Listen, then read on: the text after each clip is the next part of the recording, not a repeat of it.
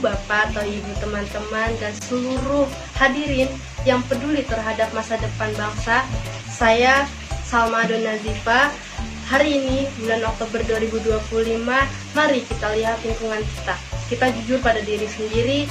Banjir ketika musim hujan yang menghanyutkan rumah, kemarau yang panjang mengancam pangan, hingga cuaca yang tidak menentu ini terjadi belakangan ke depan. Perubahan krisis iklim ini sangat nyata. Realitas bencana hidrometeorologi yang kian ekstrim mulai terjadi seiring waktu.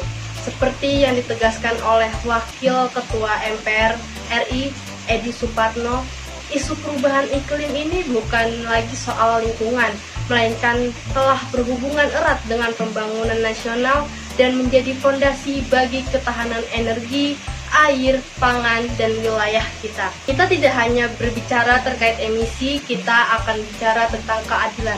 Krisis iklim adalah manifestasi dari ketidakadilan struktural yang harus kita lawan bersama. Terlihat hasil dari BMKG yang memprediksi suhu rata-rata bulan September 2025 di Indonesia mencapai 26,9 derajat Celcius, yang secara umum Indonesia mengalami kenaikan suhu udara dibanding normalnya.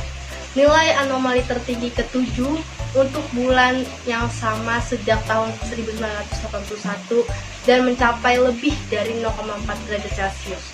Komitmen iklim Indonesia yang kedua atau NDC dinilai masih jauh dari semangat keadilan iklim. Mengapa?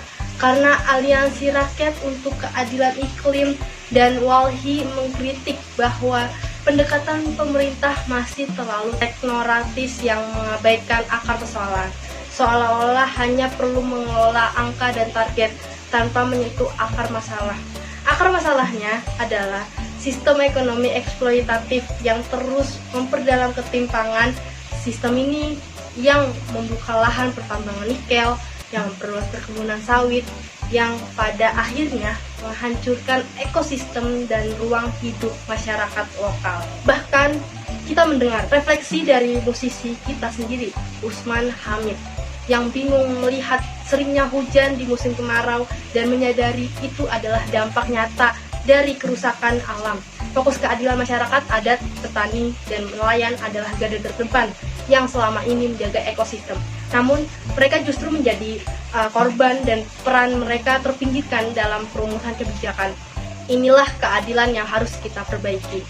Aksi yang sudah dilakukan oleh pemerintah untuk bersama adalah mencoba menghadirkan solusi pasar melalui Perpres tentang nilai ekonomi karbon atau NEK, termasuk membuka skema perdagangan karbon sukarela.